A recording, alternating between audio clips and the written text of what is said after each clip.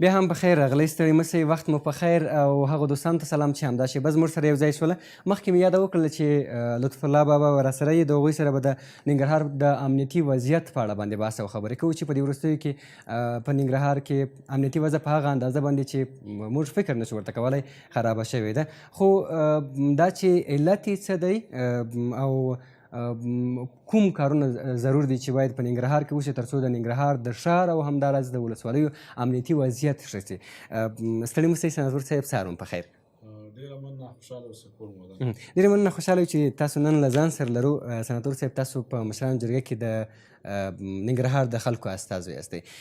کله کله ځئ د ننګرهار اوضاع ګورئ، ځکه نسبت د پخوا څخه یعنې خرابه شوې ده. د تېرې ورځې پیښې هم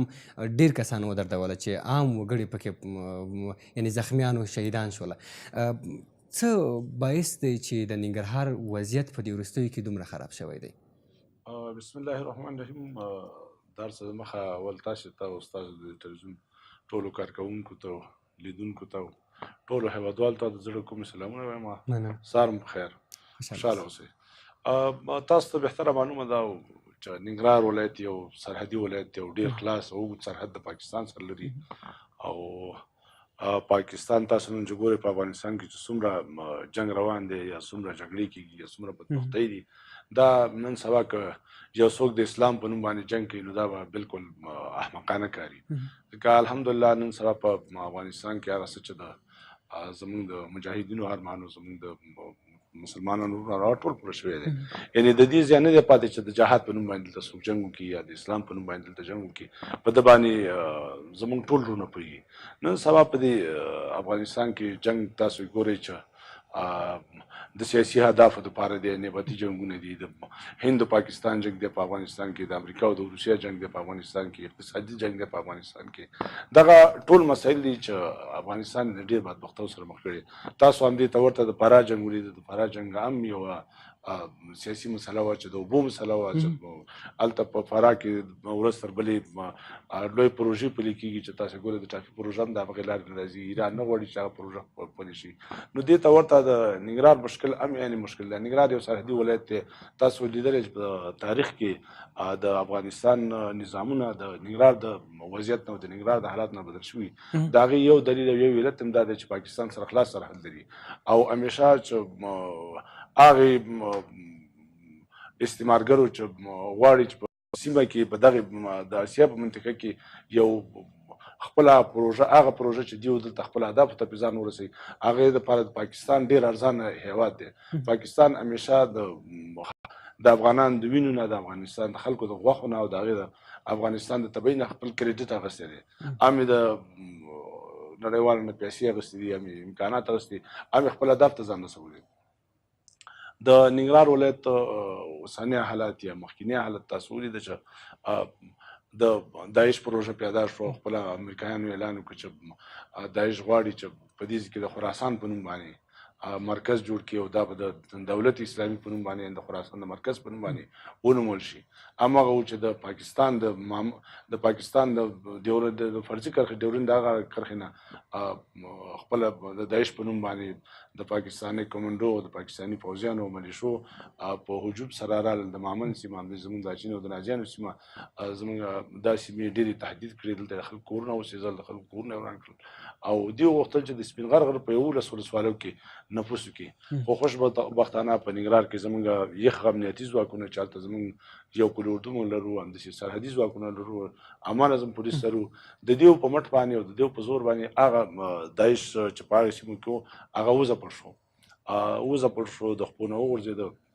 یعنې تاسو وایاست چې د داعش په لیک تر ډېره پورې د پاکستاني اتباع دي، هغوی یعنې دا خوا څخه راځي او هغوی تمویلوي. مستقیما د داعش پروژه چې داعش نن سبا په افغانستان کې بیا خصوصا په ننګرهار کې فعالیت کوي، ټول پاکستانیان دي.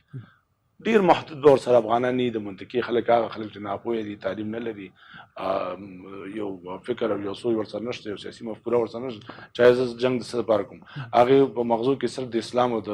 کفر په دې پکې پیچکاري کړې او د همغې پیچکارۍ د مخې هغې د خپل فعالیت کوي. په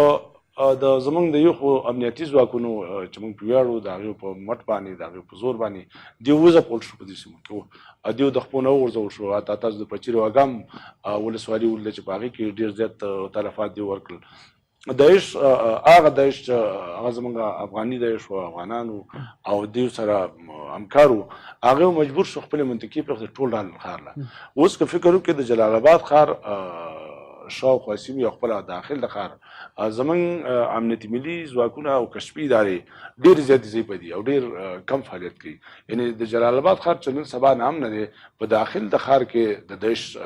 موجودیت دی چې د اطرافو نه راغلی او ټول په داخل د ښار کې په شاوخوا نسبت موږ د ګل اغا شیرزي د وخت که وګورو هغه وخت کې امن امنیت زیات و څه فکر کوئ سناتور صاحب چې د هغه وخت را په دې خوا زموږ امنیتي ارګانونه یا هم ادارې یا هم کشفي ادارې ضعیفې شوي دي که د داعش حضور په ننګرهار کې زیات شوی دی په ګل اغا شیرزي په وخت کې خو د داعش هغه کومه پروژه چې وه هغه کتنوره داعش موږ دپاره د داعش او د طالب مسله یو شی دی همدغه داعش موږ خو د سرحدي ولایت او اخوا د سرحد نه اخوا هم خلک لرو همدغه داعش نن فعالیت کې د تور بیرغ لاندې همدغه خلکو فعالیت کوي پرون د سپین بیرغ لاندې همدغه سپین بیرغ ته د همغه پاکستاني تاڼې نه چې د ډیورند فرضي کرخانه غاړه تاڼه جوړه ده د یا د فردوس کې د بالا حصار نه همدغه داعش ته د سپین بیرغ والا ته هم دې ته صلاح ورکول نن چې دا تور بیرغ جې کړی دیو ته یعنې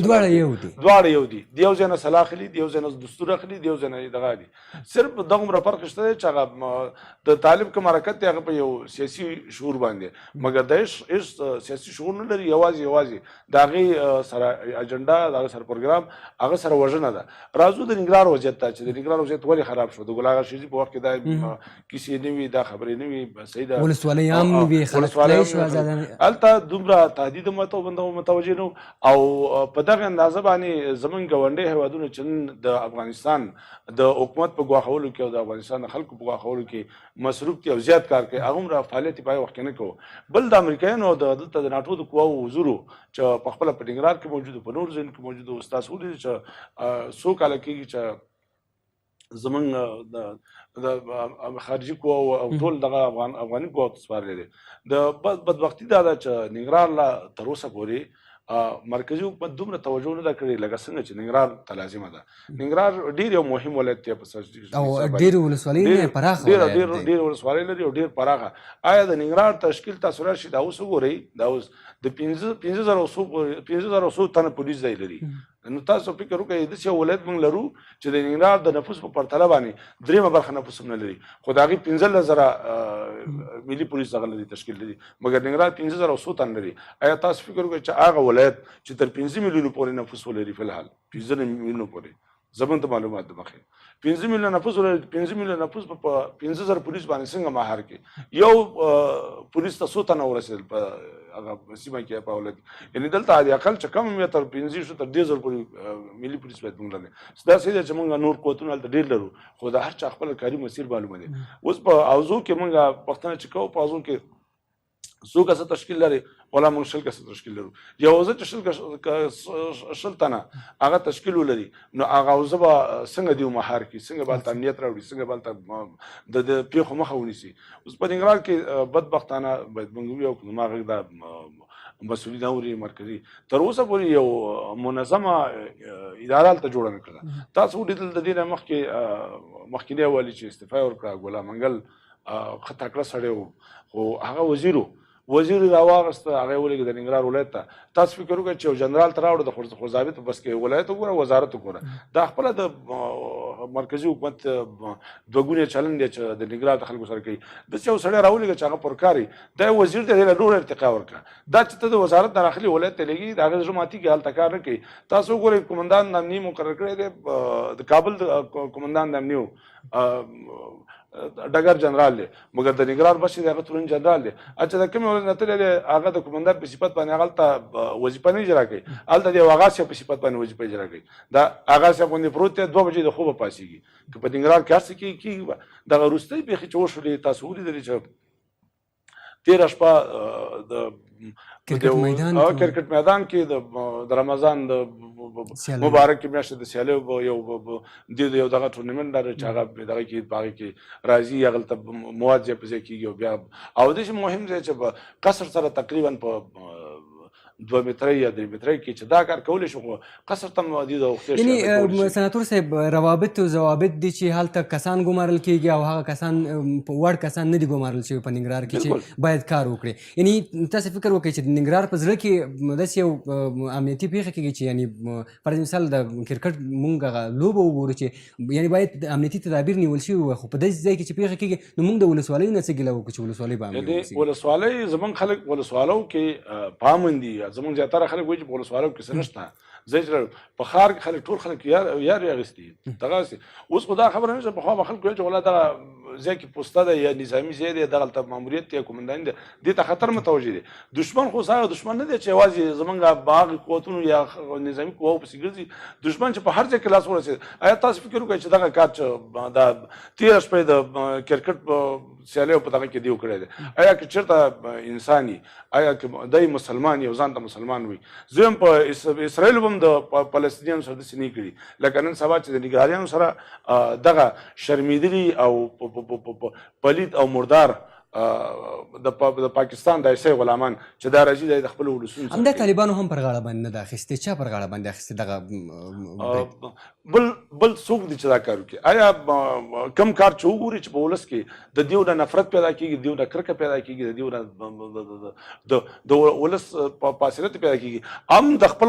غلام یا هم د خپل بادار د خوشحالول لپاره دیو کار کوي چې بادار خوشحاله شي هغه ورته پروګرام ورکوي او هم بیا ته د خپل کار منکرېږي چې زمونږ نه د ولس نفرت پیدا نشي او ولس آیا زمونږ کاش زمونږ په دې حکومت یا زمونږ په دې نظام کې زمونږ په دې مشرانو کې زمونږ په دغه وحدت ملي په حکومت کې دومره امکانات یا دومره دغه دیو لرلې چې د ولس خدمت دی وکړي او د ولس ساتنه کړې وي نو د ولس او د طالب یا د ولس او داعش په منځ کې نن سبا ډېره فاصله ده په دغه وروستیو کړنو باندې یا په وروستیو کارونو باندې چې دیو د خلکو سره وکړل بیا خصوصا د ننګرهار د ولسونو سره وکړل یعنې دا دوه ډېرې غټې پیښې په ننګرهار کې وشولې چې یو هم د بخلون د دواړه په ملکي خلکو او داسې ملکي خلکو باندې چې ډېر بې ګناه او ډېرو فقیرو خلکو باندې یعنې زه په دې باندې یقین لرم چې دا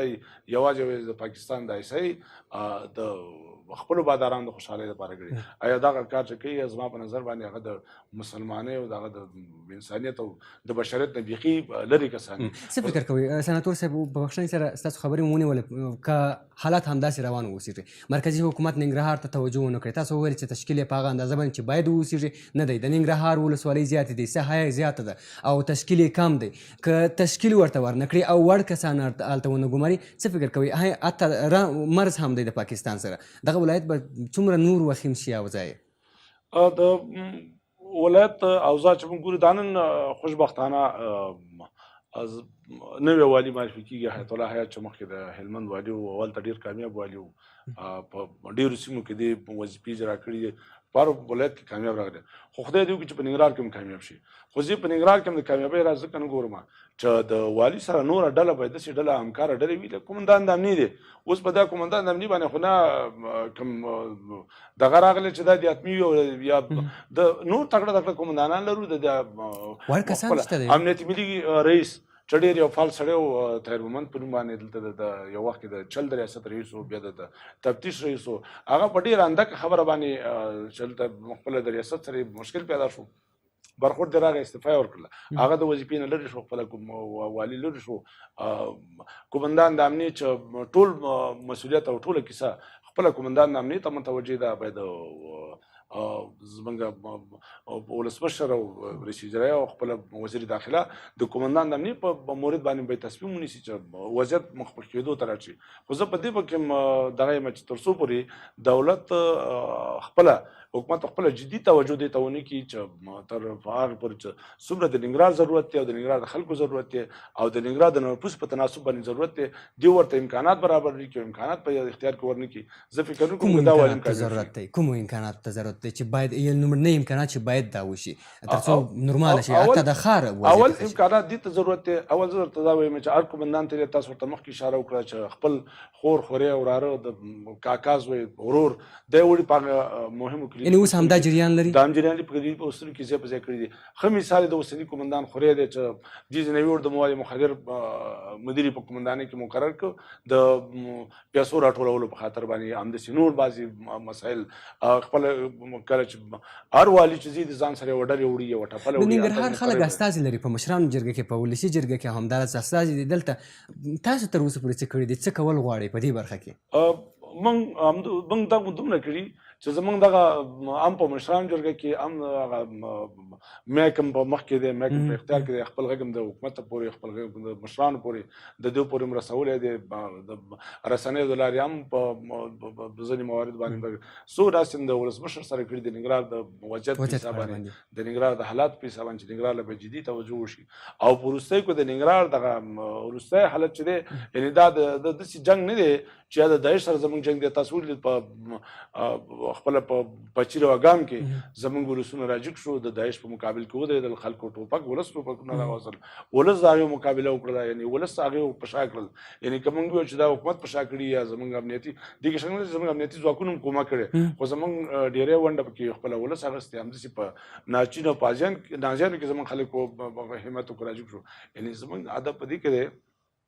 هغه څه چې حکومت یې پیدا کړي او زموږ دغه اوسنی نظام یې وکړي. اول د ټول نه مخکې چې کومندان بدلوي یا والي بدلوي، اول باید موږ له د نفوس په تناسب باندې تشکیل برابر کړي. تاسو وګورئ زموږ د اورګانهای محل په حساب باندې زموږ د ننګرهار نفوس 14 لکه نیولی، 1,03,000 لکه نیولی. مګر زه تاسو دا پوښتنه کوم چې زموږ په مکتب کې، زموږ په مکاتبو کې، په لیسو کې، متوسطو کې زموږ شاګردان، یوازې شاګردان تر 14,000 شاګردان زموږ تدریس کې په ننګرهار کې، چې هغه د اول سیم نه تر 12 سیمه پورې تدریس کوي. آیا تاسو ځان سره فکر وکړئ که دا رقم ر حساب کې چې دی یو شاګرد په کلنۍ کې په یو مکتب کې شاملېږي او 12 کلن 12 سیم نه چې فارغېږي دی 13 کلن، یعنې زموږ د اول یو کلنۍ نه یا د کلنۍ نه تر 13 کلنۍ پورې زموږ نفوس تقریبا 14,000 دی. آیا د ده نه مخکې دا د نفوس په زموږ څومره د کلنۍ نه لاندې دي او د دې نه پورته به څومره زموږ د 15 کلنۍ ماشومانو چې 15 کاله عمر یې پوره کړی نه، دا ماشوم زموږ د پولو واکسین کېږي د ننګرهار په ولایت کې. آیا تاسو د وزارت صحت تامین نه پوښتنه وکړئ زموږ د یوې دورې د ماشومانو د واکسین چې دغه د 15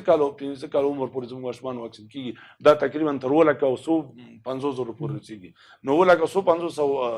14,150 دا حساب کړه تقریبا 10 لک له دا رسېږي. 10 لک نه همداسې د ننګرهار په ولایت په څنګ کې زموږ د خپله د ننګرهار مېشته خلکو نه د لغمان خلک، د کونړ ولسونه، د نورستان ولسونه چې هلته دا هغلته مېشت دي، زموږ د 40 ولایتونو هیوادوال، د 40 ولایتونو خلک چې په ننګرهار کې تجارتي ولایت دی او سرحدي ولایت دی، هر چا له پکې اسان کار پیدا کېږي، هلته ژوند کوي، هلته زندګي کوي، هلته اوسېږي. د دې احصایه نشته دی، نه د دې ارقام شته چې دا هلته اوسېږي. یعنې ستاسو بخښنه غواړم په زرګونو باندې په زرګونو مهاجر د پاکستان د وروستۍ بدبختیو د لاسه، د پاکستان د حکومت د وروستي جبر د لاسه راکډه شو. یعنې زه دا درته په ثبوت باندې رسولی شم چې په هر 1000 کسه مهاجرو کې چې راستانه شوي دي 100 کسه نور ولایتونو ته نه دي، 900 کسه ټول هلته په ننګرهار کې مېشت شوي دي. ننګرهار کې پاتې د ننګرهار آب و هوا، د ننګرهار هغه وضعیت، د ننګرهار هغه ورځنۍ اړتیاوې چې خلک راکوي، یعنې دا یې ډېرې ارزانه دي. محیط یې جوړ دی، موسم یې جوړ دی. په کابل کې په نور ولایتونو کې یو سړی په ژمي کې آیا چې د سون مواد ونه لري، دغه ونه لري، شپه نشي کولی، وخت نشته، مګر په ننګرهار کې په ژمي کې په یو کمپله کې وخت تېرېږي. آیا همدا علت دی چې د خلکو نفوس هلته زیات شوی دی، د خلکو نفوس زیات، یعنې امکانات د ژوند هلته برابر دي. یعنې غریب سړی کولی شي چې هلته په ډېر ارزانه باندې هلته ژوند وکړي، مګر په کابل کې نشي کولی، په نورو سیمو کې نشي کولی. یعنې هغه ځای د خپل ژوند لپاره ډېر ښه او مناسب ځای ادا کړی. مګر متاسفانه چې د مرکزي حکومت حساب په همغوی معامله باندې چې هغه کوم کتاب دي د ارګان حمایل په حساب باندې پروت دی په همغه باندې حساب کوي. یعنې د نفوس د پولیسو تشکیل دی که د صحت په بخش کې دی که په نورو بخشونو کې یعنې ننګرهاریان د ډېرو ستونزو سره مخ دي او ننګرهاریان د نورو د افغانستان د نورو سیمو د خلکو غوندې نه دي. یعنې زه فکر کوم چې په د کابل پسې به د ننګرهار دویم ولایت وي چې د هېواد هر وګړي کس ته ورته غېږه خلاص یې هلته د اوسېدلو دپاره ورته زمینه برابري. واقعا په دې هیله یم چې مرکزي حکومت هم ورته پاملرنه وکړي د وروستیو پیښو ته په کتو سره او د هغه د پولیسو په تشکیل کې او همداراز وړ کسان هلته وګماري تر څو کار وکړي. ډېره مننه سناتور صاحب چې راغلی زموږ بلنه ومنله. خوشحاله اوسئ. ډېره مننه. ډېره مننه. خوشحاله اوسئ. له تاسو هم ډېره زیاته مننه چې ملتیا مو راسره وکړله. د والیبال په اړه باندې معلومات دي، د هغه نه وروسته بیا وهاب زازی ورزشکار راغواړو، د هغوی سره به بحث او خبرې کوو. تاسو هم راسره ملتیا وکړئ. والیبال یک ورزش تیمی و ششمین ورزش محبوب و گسترده ترین ورزش در بیشتر کشورهای جهان است